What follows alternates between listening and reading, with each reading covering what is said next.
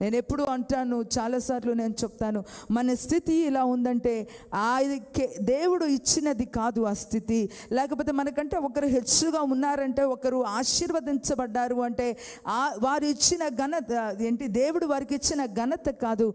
ఎవరి వారి యొక్క క్రమమును బట్టి, ఎవరి వారి యొక్క విశ్వాసాన్ని బట్టి, ఎవరి వారి నమ్మకత్వం యథార్థతను బట్టి దేవుడు ఆశీర్వాద ద్వారములు అలా తెరచువాడై ఉన్నాడు. ఆమేన్. హల్లెలూయా, హల్లెలూయా. ఆయన అందరికీ సమానుడే.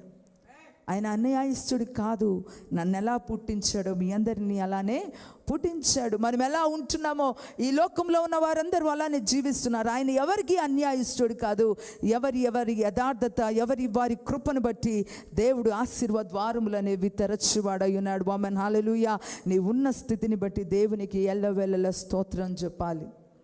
మనం ఉన్న పరిస్థితిని బట్టి ఎల్లవెల్లల దేవునికి స్తోత్రం చేయాలి. మనకంటే దీన స్థితిలో, దరిద్రత స్థితిలో, రోడ్ల మీద సమాధానం లేక, నెమ్మది లేక, హాస్పిటల్ చుట్టూ రోగములతో తిరిగొచ్చిన వారు అనేక మంది ఉన్నారు. అయితే దేవుడు నిన్ను నన్ను ప్రేమించి సకల ఆశీర్వాదములతో, ఆరోగ్యములతో ఆయన సన్నిధిలో నిలబెట్టి ఆయన ఆరాధించడానికి దేవుడు ద్వారమును తెరచిన వాడైనాడు.